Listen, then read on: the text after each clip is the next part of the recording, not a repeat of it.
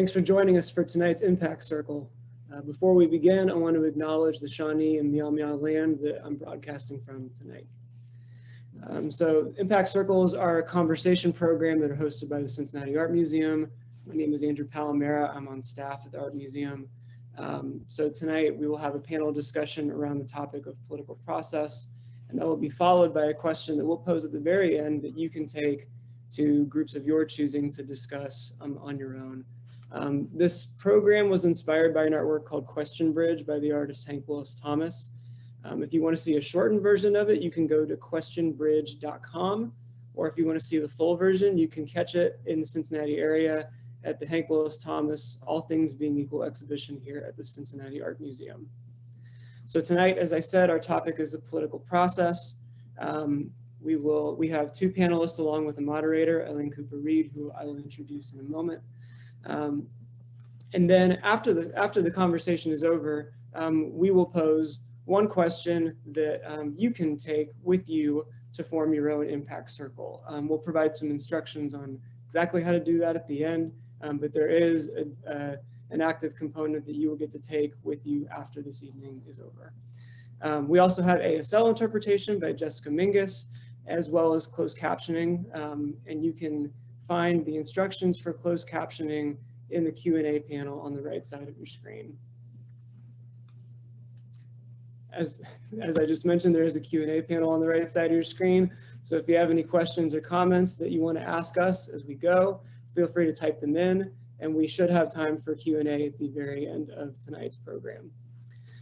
We won't accept any questions that contain hate speech or any derogatory content.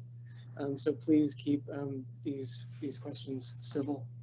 And now I'm going to turn it over to Eileen Cooper Reed, who is our moderator tonight. Yeah, good evening, everyone.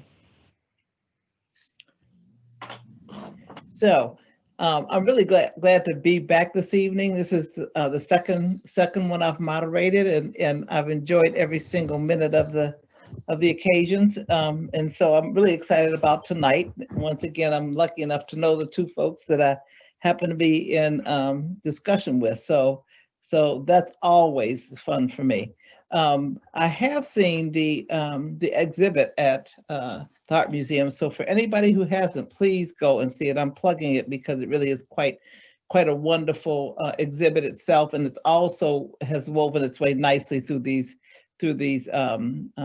sessions and the impact circle. So, but without further ado, I am going to jump right in and introduce the two gentlemen that we have this evening that will be talking about politics. And so I will begin with Mr. Eric Kearney. And as you see, you have the really brief bio there. I had the longer one, but I'm gonna stick with this one just to know that I've known Eric a long time, and he has a full career of law, business, and politics.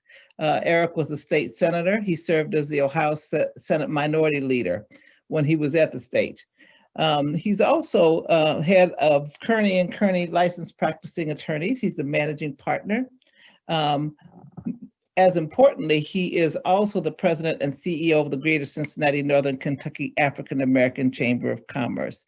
If you would like to have more information on Eric, I would suggest that you go to the website where they have additional information, because he's an interesting guy and he's done a lot of stuff. So welcome, Eric. Thank you, Eileen.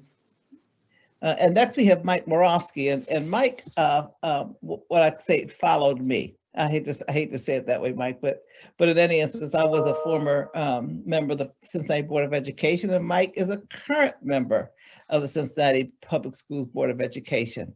And he's also the Policy and Partnership Manager at Cradle Cincinnati. Mike serves as a trustee for Camp Joy, a camp that specializes in helping people grow through experience-based learning, and he's an advisory board member of Groundwork Ohio. Both of these gentlemen, by the way, do have families with children, so I didn't mean to skip that. And I wanted to mention that Eric is a member of the board of the Cincinnati Art Museum. So I apologize for that, Eric, but there you are. Mike has a number of awards under his belt. including the Magus Award, the 40 Under 40 Class Award, the Human Rights Campaign Allies Award, and the Outstanding Young Alumnus Award from the Marist High School. Mike and Katie live in downtown Cincinnati with their son James and their 2 cats and their English Bulldog, Big.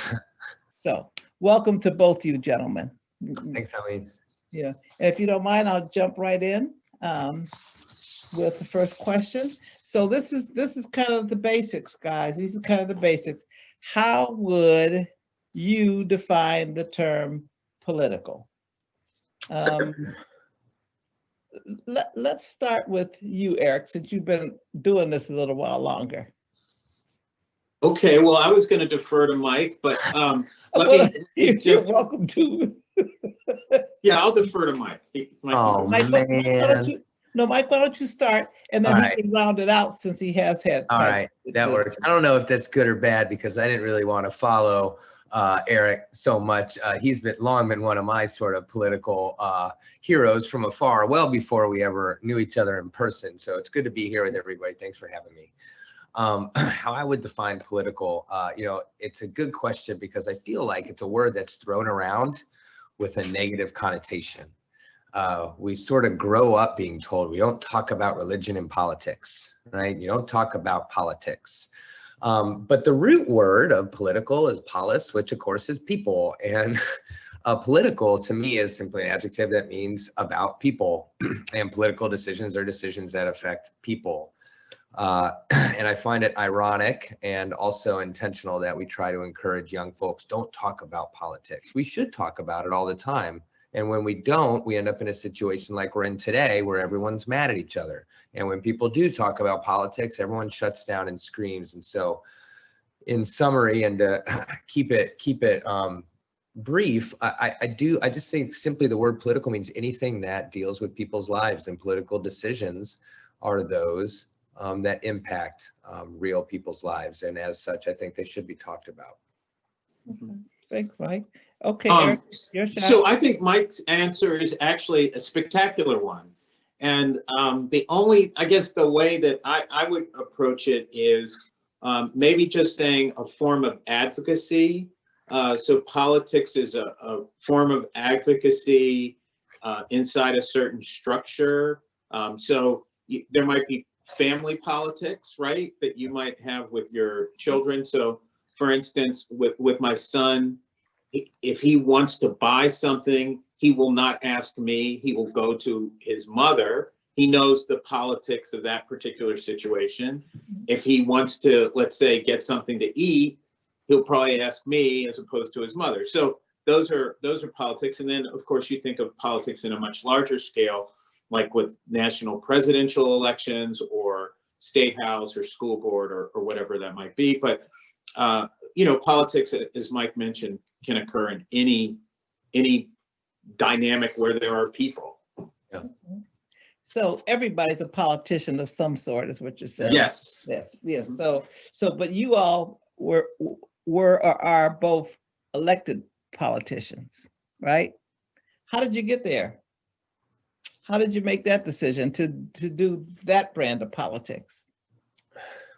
Well, I think for me, like a lot of folks, it was years and years of seeing things be done that I thought could be done better, and eventually, I don't know if it was going crazy enough or being inspired enough or both to lend my hand to it. And so for me, I was raised in a family that talked a great deal about politics. My dad I think he might still be, but not the current brand, but was a Republican in the 80s and 90s growing up, and pretty middle of the road Republican as such. I think I was the first Democrat he voted for, but he stayed pretty true to that, at least locally and certainly federally. But that's enough of my family. Anyway, I was raised in we talked about it. My grandfather was a Union Railroad guy who ran for office as a Democrat in Conneaut, Ohio, a number of times. He never won, so I broke the losing streak.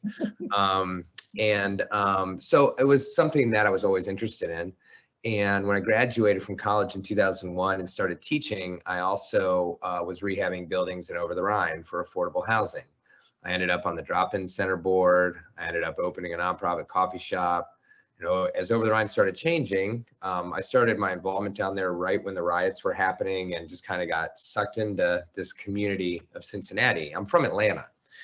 And Cincinnati is an interesting place. Unlike Atlanta, it's a little extra effort, and if you show up, you can meet people pretty quickly, and people that make decisions. And I realized that with some effort in this city, you could make some real change for people. And for me, that was people experiencing homelessness, people being gentrified out of their neighborhoods, etc.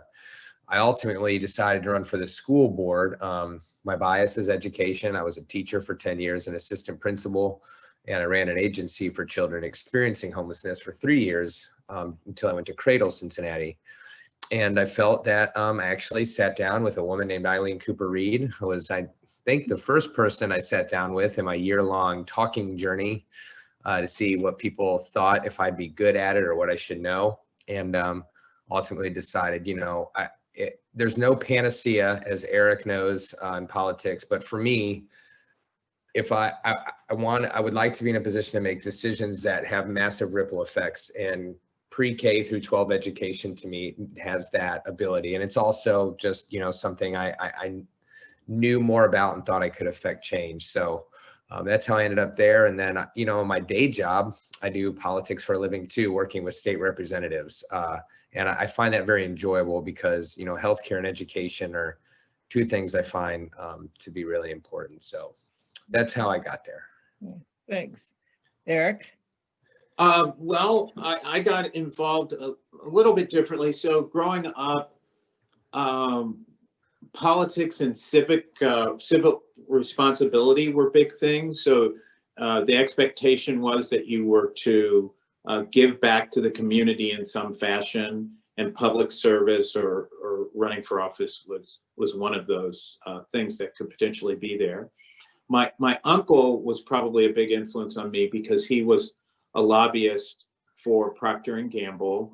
And so I was kind of always not directly involved with politics, I'll say, but I would hear him tell stories about work that involved things that were in politics. And then a woman by the name of Cleaster Mims, I went to elementary school with her son, and she had us out every weekend in the fall passing out literature for a variety of different candidates. So it just always kind of seemed to be something that people did in my world. And then I think I was 28 years old, and I was asked to run for Cincinnati City Council. And to me, it seemed like something fun to do with some friends. And so I ran for city council, and we had a great time. We really did. It was a lot of fun. I lost. I got crushed. I came in 17th place, but it was a wonderful experience. It really was. And then, I was a lawyer, so I continued my practice of law, and I ended up going into newspaper publishing and magazine publishing. And then one day I put my hat in the ring to fill a Senate seat. Mark Mallory was going to become mayor of the city of Cincinnati, and his Senate seat became opened, and the Senate caucus decided to pick me. And so I served in the Ohio Senate for 9 years and was very involved in other aspects of politics. So that's kind of how I got involved in it. Thanks a lot. So yes, there are numerous roads to that, aren't there? And yes, there are. Taking different ones. There really are. Yes. So what's the difference between political action and civic responsibility? I've thought about that a good bit, and I keep coming back to I don't know that I see a great difference. That's just me. Again, it might have something to do with the way I was raised or just in my DNA. I don't know. My Polish forebears fought in the Solidarity movement with Lech Walesa. One of them was imprisoned and wasn't allowed to work in his brewery and wasn't allowed to have a job. And I ended up with these tattoos, among others, my Polish solidarity. So I don't know if maybe that's just me. I feel that, you know, a sense of civic responsibility, I think broadly, is that we recognize we're part of a community, and we recognize we are connected to other people, and we recognize that our actions and our choices affect other people, whether we ever see that impact or not. As such, political action, which would be seemingly more of a verb and action oriented, I think, you know, people would think of lobbying, like what I do in my day job, or what Eric does, because he works with the district too. Eric does a lot of things. He is, to echo Eileen Cooper Reed, is a very interesting person. He does a lot of work on behalf of the school district too.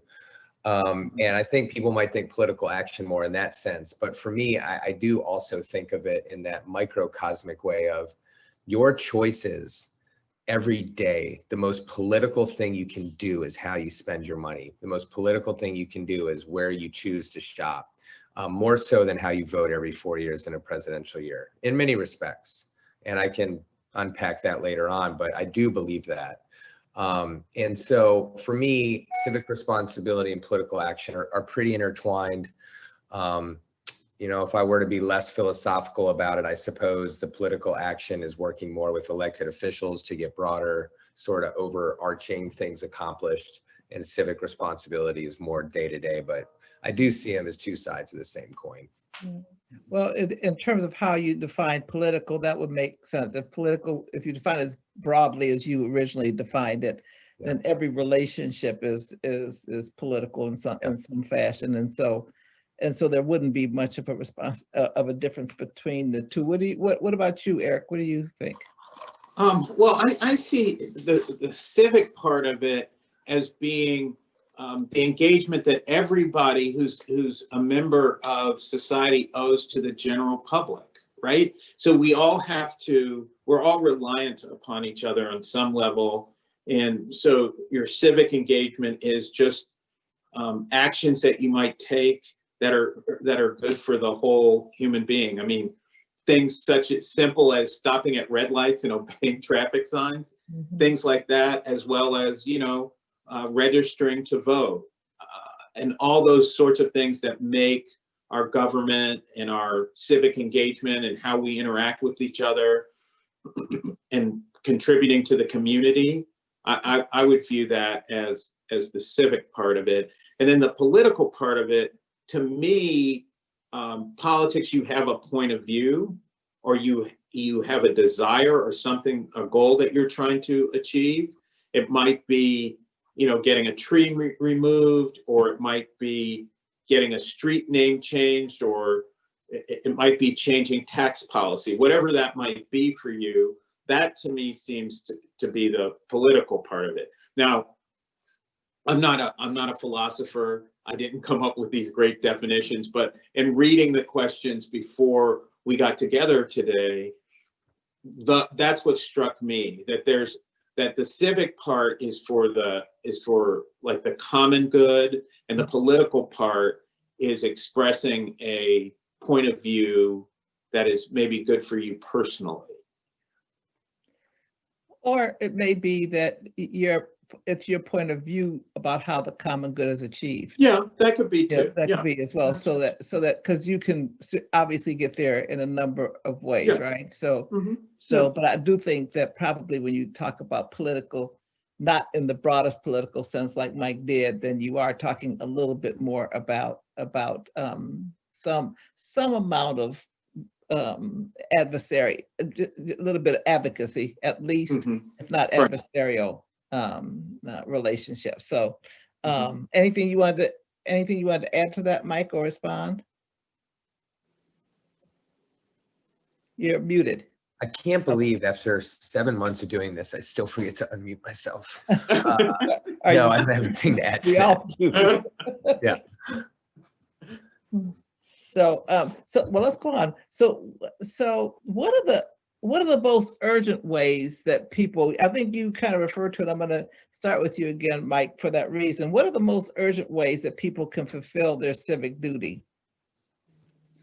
You know, I'm a big fan of mindfulness. I've kind of been on my own personal mindfulness journey. I can be guilty of going from thing to thing. I'm a busy person. We all are. And, you know, I think we can find ourselves just going through the motions and checking boxes. And so along that same vein, applying that sort of idea of mindfulness to what are the choices that we are making as a family every day? Where are we shopping? Where are we taking our 7-month-old son? What are the things we are teaching him just, you know, by our actions? And so I think being mindful of that and being mindful of the fact that the decisions we're making impact the broader population. And if I may, you know, I'm a person of privilege in many respects. I'm a white male. I'm a white straight male. I have a home. It's a nice home. I'm a decision maker in a really awesome school district. And as such, you know, that means something, and my actions can hurt people or they can help people. And I think that applies for everybody, but particularly for people of privilege. I have been fortunate to be able to go through a couple years of intensive kind of implicit bias, anti-racism training at work. I'm currently engaging even more with Miss Eileen Cooper Reed. And it's taught me a lot about self-awareness. It's taught me a lot about how I show up. And so how one shows up, particularly white people and particularly white males, I think is important. And if I may, I'd be remiss if I didn't talk about schools. You know, where we choose to send our children to schools, I think is one of, if not the most, in my highly biased opinion, but I also think professional opinion, I think that matters, where we choose to send our children. I think it matters, particularly when white people who desire to live in urban areas still send their children to magnet schools or send their children to private schools without even looking at their neighborhood school. I think that choice matters. And something I've been interested in talking about more. It's something I hear younger white people having conversations of more, but we live in a society where we have one group of people that is interested in having their cake and eat it too, and they want to live in desirable parts of town, but not send their children to school with their neighbors. And that choice is big on my mind when it comes to civic responsibility for a whole lot of reasons, not the least of which is my role on the public school board. Thanks. Eric. So civic responsibility, what is Civic duty, what are the most urgent ways that people can fulfill their civic duty? Well, I think it's participating, I think is the main thing, because so many people take the option, which is their right, to opt out and not participate. And I think everybody has an obligation to participate, to help in the common good, to help move society and make sure that it's better than we left before. So it can be small things like participating in a block watch, or participating in your community council or your neighborhood council, or whatever it might be, all the way up to, as Mike mentioned, running for elected office and participating in that way. But I guess the thing that concerns me most about what's happening now in our society is so many people are taking the option of, I'll just opt out, and they don't want to participate. And that's true. I see it oftentimes with Black males who just say, you know, I just don't want to deal with it. And so that's concerning to me. And I want kind of the younger generation. I've got a daughter who's 23, a son who's 16. I want them to see the benefits of participation, of joining in community discussions.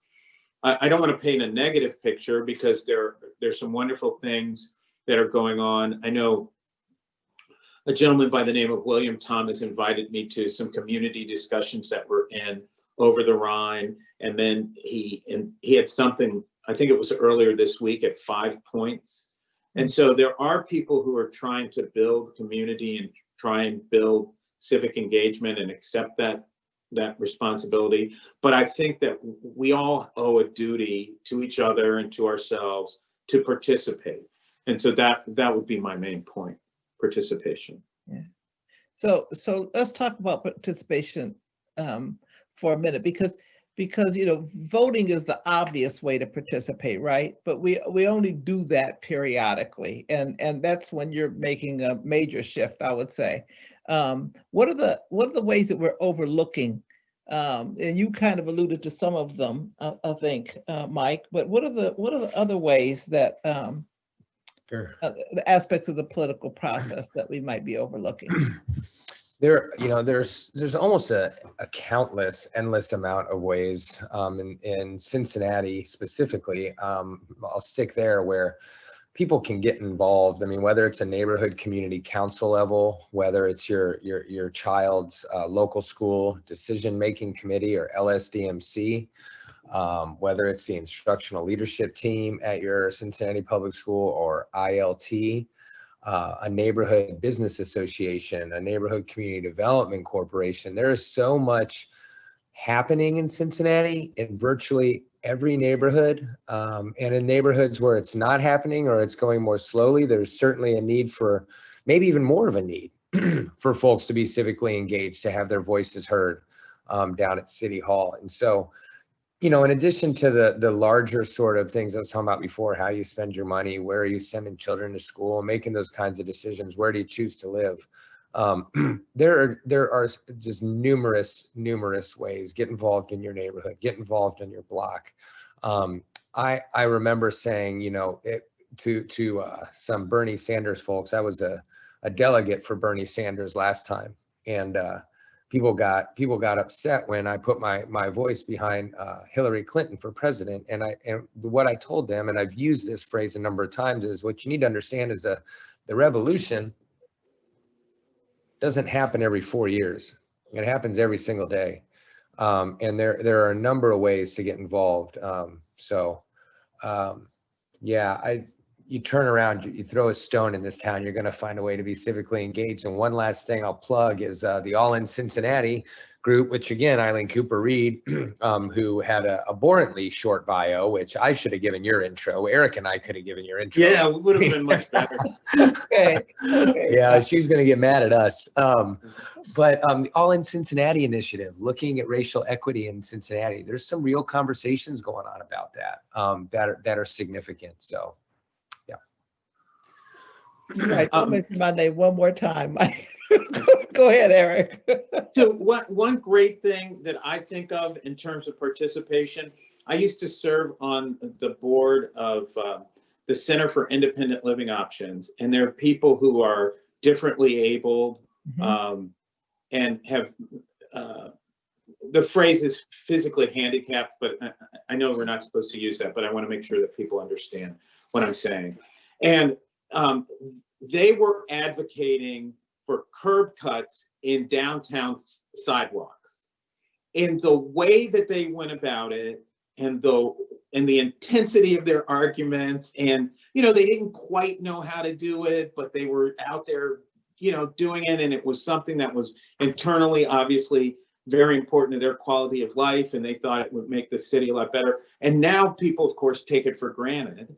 But they were fantastic. I mean, just their participation and their ability to change the system was great. And so that to me is a prime example of participating and political involvement and advocacy and everything that's great and right about that particular process. So you can take that example and you can expand it to their everyday opportunities to participate, where you can allow more people to have a chance in society. So we have all of this new awareness, I guess you want to say, that has come about because of the protests and because of COVID-19. And so we're now more aware, and actually we're learning more in our society, and we're becoming more sensitive to each other. And I frankly, I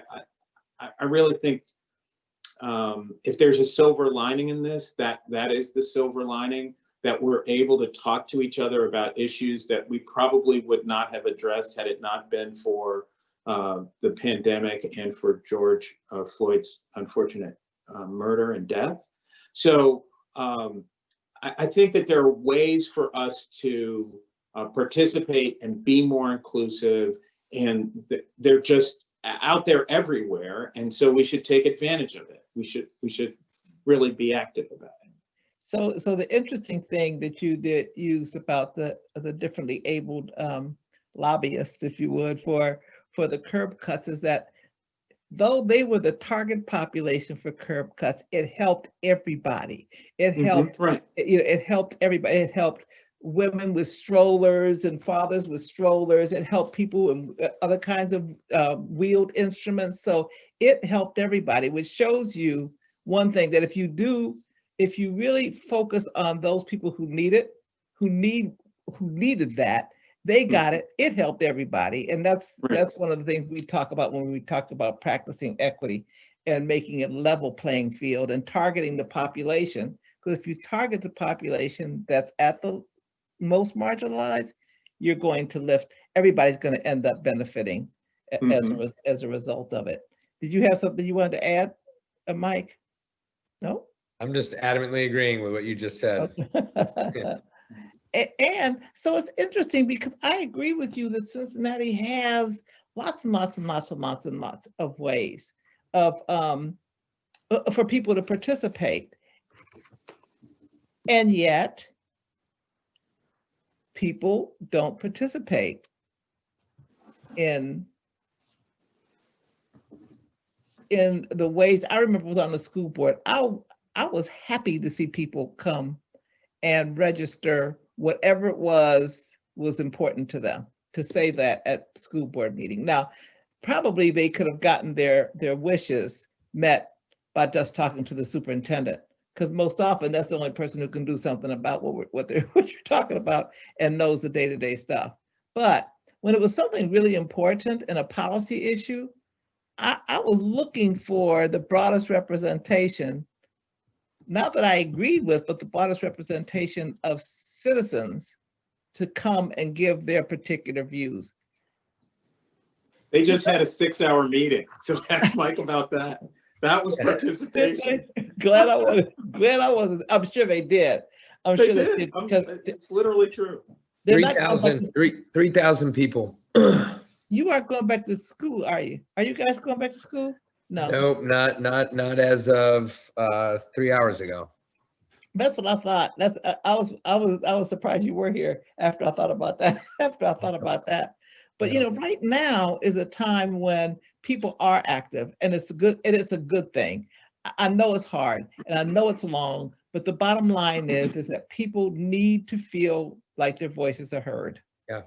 And if they feel like their voices are heard, even if they lose, if they feel like they got a good hearing and consideration, they tend to, they might hurt, their feelings might be hurt a little bit, but then they'll go on about their business and try to change it some other way, which is what people do, and that's fine, But so I do agree with you, Eric, about the silver lining of if there is one, and for me it is exposing more broadly the inequities that exist, because they were already there. They're just now being more exposed, I think, and people who didn't get it before get it now. They may not get all of it, but they get it more than they did. So, so you're on the board of the Art Museum. So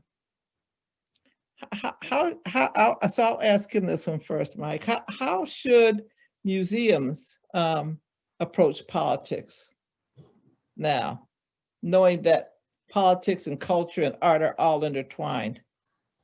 That is a great question.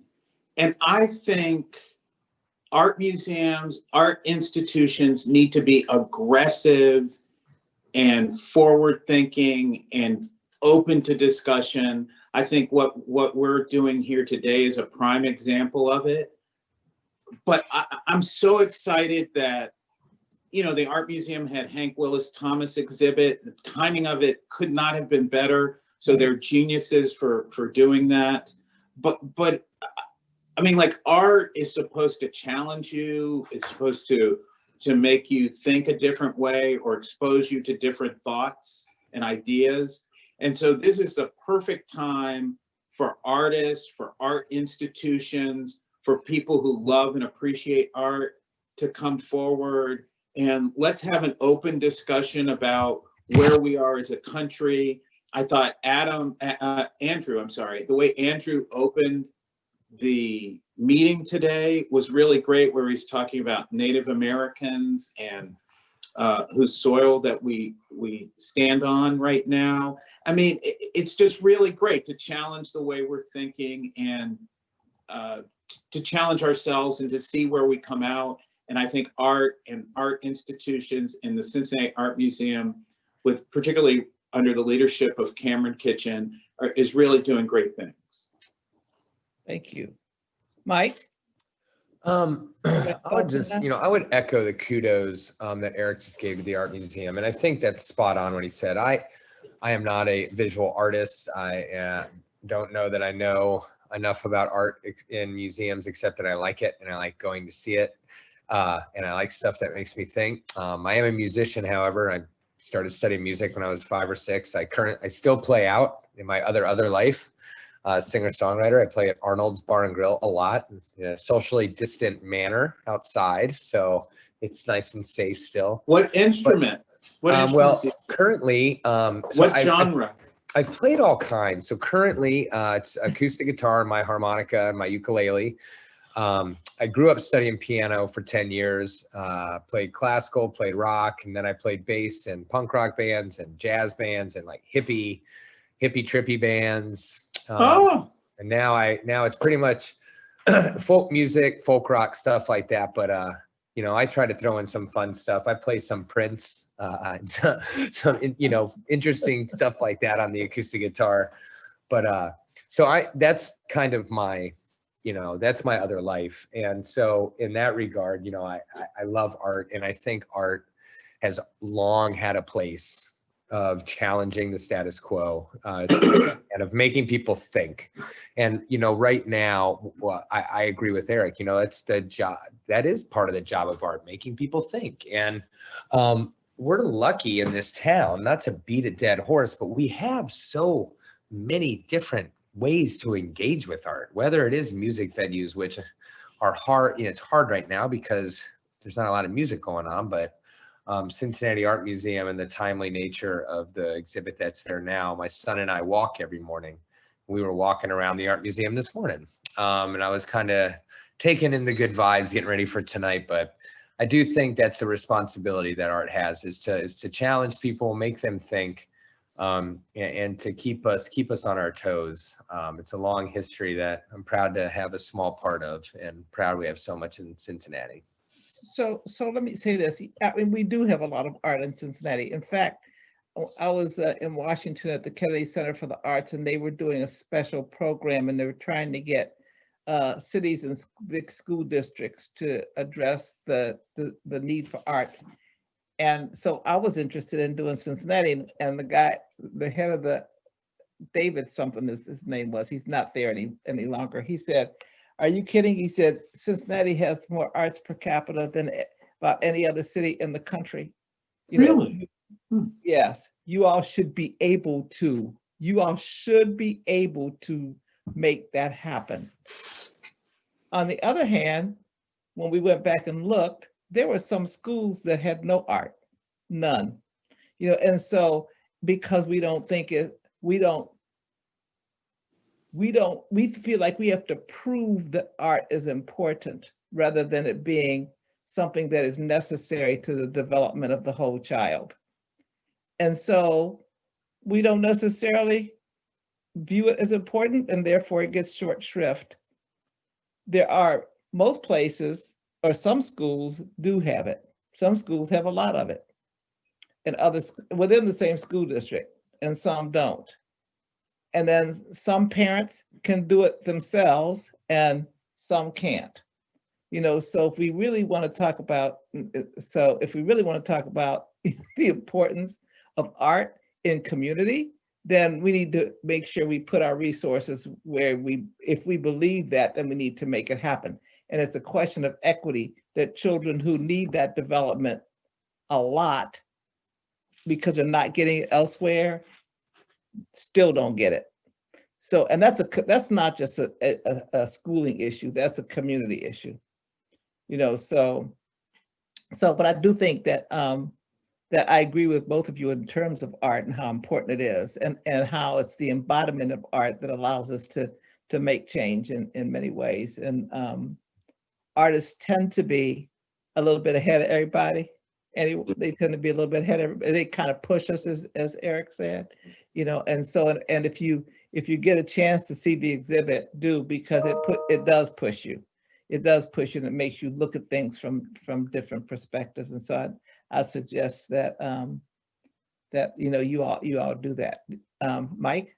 Yeah, I just want to give a quick shout out. Something you were talking about, it really resonated with me, with the fact of the inequity in access to the arts and what the arts do to the brain, and how the arts help kids learn. As a former teacher and artist, something I'm super interested in. And I walked to Silverton last Saturday. I live downtown, and I made it out to Silverton, which was great. Trying to walk to every area of the district. I only have Cheviot left. I've done the whole city, every neighborhood, and Silverton and Amberley and all of them. So now I have Cheviot. But when I was walking out there, I saw something that really impressed me. I want to give a shout out to the Kennedy Heights Arts Center, because the Kennedy Heights Arts Center, first of all, brings the arts to the community, and it's positioned in such a place that it can reach so many different kinds of people. The Kennedy Heights Arts Center down Montgomery Road, right in the border of Kennedy Heights and Silverton, if people are familiar with that area. But what they currently have is an outdoor exhibit, and they have great big paintings outside that speak to now, that are pretty powerful. And I just thought that was really cool. And so I just wanted to throw that out there. If anyone from the Arts Center is listening, kudos, good job. It was really neat. Yeah, it does show you just how important art is, and we really need to pay attention to that. And so that's one of the ways we can figure out, how do we get art to the community in a different kind of way? How do we get art to children? It's not just for adults. It's, how do we, because children need that kind of creativity. They need to be able to create. They need to be able to do that in the school and community setting. But so we're gonna kind of take this as our last question, because we talked about how important civic engagement is. And because we also see it kind of open right now as a result of the things that are going on, both COVID and the awakening. What do you see in the future for civic engagement? What do you see? How do you see Cincinnati specifically in terms of civic engagement in the future, or how do you want it to change from the way it is now? So I'm going to build off something Eric was talking about earlier, and you as well, Eileen, regarding, there's so many people paying attention right now. And I talked to my wife, Katie, about this a lot, and it's really encouraging to me. And a lot of the people who are paying attention, it's the first time they've ever paid attention. And they're paying attention on super granular levels. They're starting with the public school board, which, as Eileen knows and Eric knows, makes some of the most important decisions in this region that impact almost every citizen's life in some way or another. And I don't mean that melodramatically, I really don't. And but right now, people are feeling that. Even people without school-age children, they're feeling our decisions in their decision making. And so I think that's great. And I think it's incumbent upon decision makers and leaders to help educate folks on the process, because people want to engage right now, and they're starting to engage, but they may not know how. And helping, this might be the teacher in me, I probably is, but using this as an opportunity to educate folks on how this process works. How can you go back to question number one. How can you be civically engaged on the day-to-day? How can you affect change through these sort of granular community levels? And how does that ripple up to the top? And if people do that in mass, if even a fraction of the 3,000 people that are tuning into our school board meetings stay engaged, it'll be a sea change. And in Cincinnati, and then I'll pass it on to Eric, but this is all happening at a really interesting time, because next year, all 9 seats of city council are up. 6 are vacant guaranteed because of term limits. There's a mayoral race. 4 school board members are up for re-election. That's a quorum of the school board. I know people are going to be running for our seats. I'm one of the 4. I know people are going to be running. People have opinions, and they should. Our decisions have impacted them this year. And so I think that's great. And I think, I just hope that the momentum stays. And because of the disgusting, unacceptable racism in our country, the murder of Black men in our streets, people want to see things change. And, I hope the momentum stays. And then I'll end where I began, which is I think the most powerful thing leaders can do right now is help educate on how this process works, because a lot of folks want to burn it down. I can respect that. I can. Our system isn't broken. It works as it's supposed to benefit, people who have and not people who don't have. It's built to benefit white people and not Black people. And we do need to upend it. And right now we have an opportunity to do that, because for the whole burn it down crowd, I would tell them that the systems on which all of this oppression are built are fragile. And right now they're more fragile than they've ever been. And there are opportunities to rebuild them. And so I think that education piece is important from those who have been doing it. And I just tell everyone that's engaged now, don't go anywhere. Because like Eileen, like you said, we need you to do our jobs, because I might know about 1 or 2 things really, really well. I might be an expert in 1 or 2 things, maybe, but I'm called upon to know about thousands of things. Yeah. That's a big gap. And I need your help. We all do. Yeah. Thanks, Mike. Eric, you got the last word. Well, I guess I see some big forces. One is like social media and how people are very well informed, or there's information shared, opinion shared across social media. And that's I'm sorry? Or misinformed. Or misinformed, right?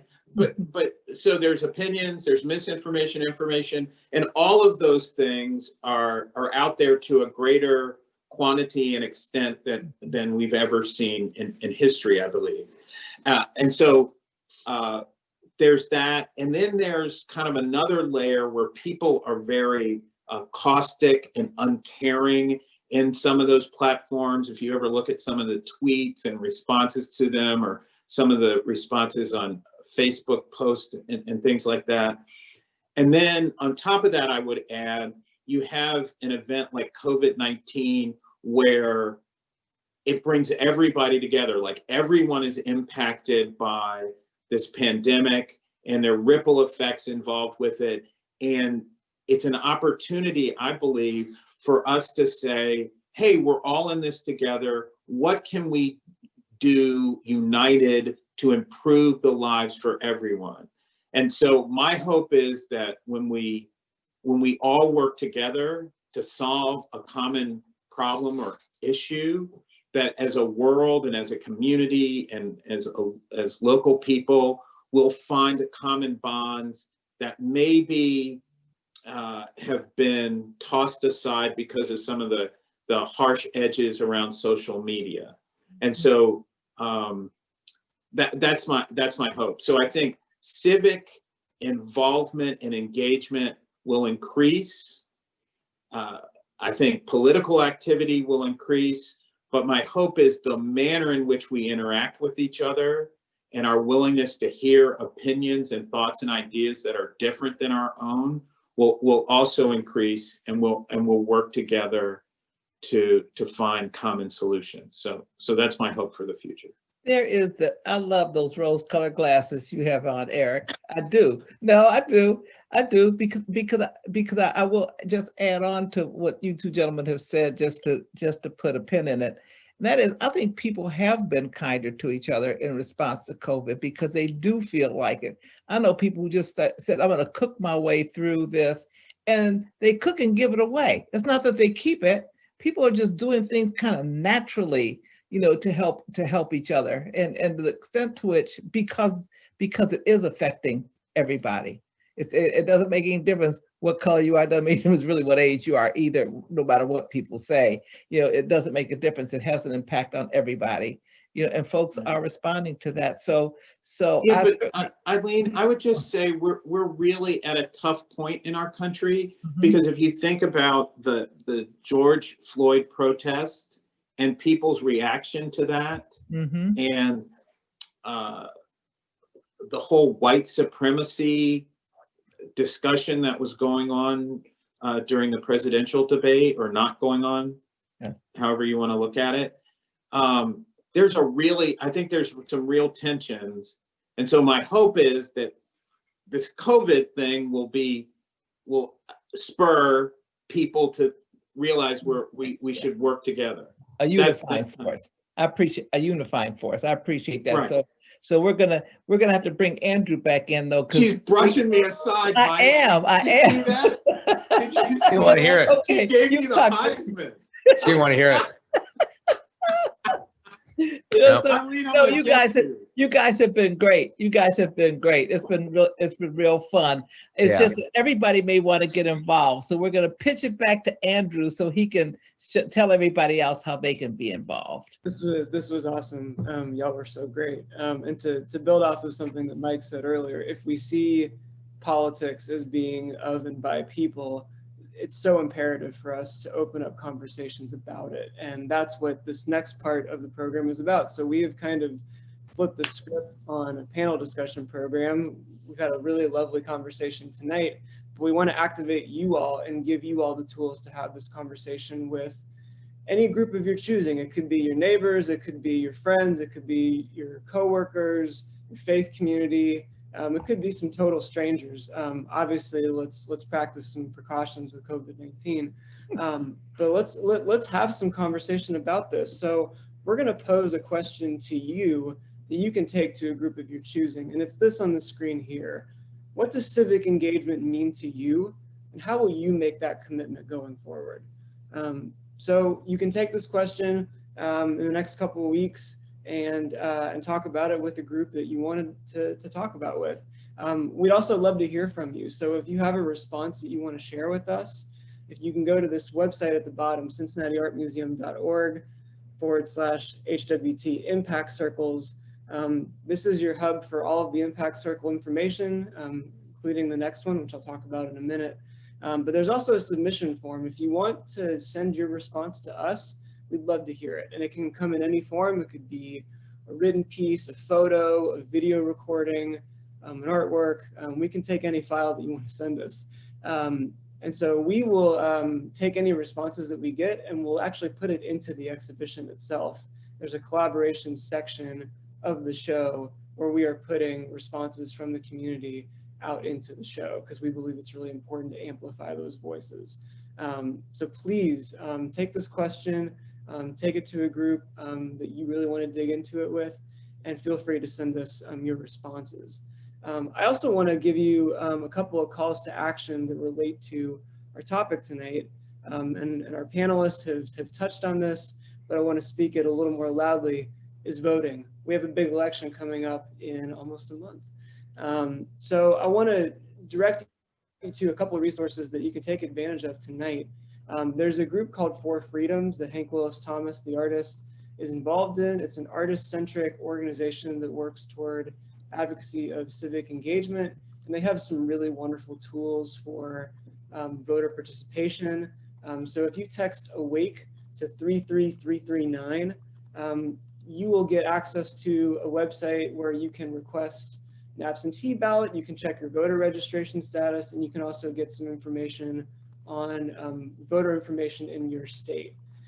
Also, you can go to vote411.org, which is a really comprehensive bipartisan website that gives you information on voting, ballot information. They also have some candidacy guides.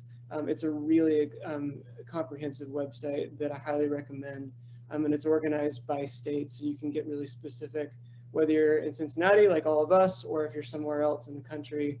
You can find information on vote411.org that should get you prepared for these upcoming elections. I want to say thank you to Eileen for moderating such a wonderful discussion tonight. I want to thank Mike and Eric for your lovely, wonderful thoughts. I want to thank Jessica for being our ASL interpreter. Fantastic job. And I want to thank the Hank Willis Thomas Community Steering Committee. We formed a community steering committee of people outside the museum to help us brainstorm and create programs like this one. There were several members who informed a lot of the ideas that went into this program, so I want to thank them. And you also see their contributions in the exhibition itself. We reached out to them to respond to artworks, to add more of a community voice, and I'm really stoked to see that element of the show along with Hank's work. So we've got one more of these impact circles to go. It's on October 29th. It's a Thursday night at 7 o'clock. Eileen's going to be back with us along with Hank Willis Thomas himself and a couple other panelists. Our theme is envisioning, and I want to unpack that a bit. It's about where we see us going as a society in the future. So that's what that conversation is going to be about. I'm looking forward to it. I hope y'all are as well. For more information on that, go to cincinnatiartmuseum.org/HWT Impact Circles. And I think that that's it for tonight. Thank you all so much for coming, for attending. Thanks to everyone. Thank you. Tonight. Thanks, Have a great night. Stay safe, everyone. See y'all. Thank you so much.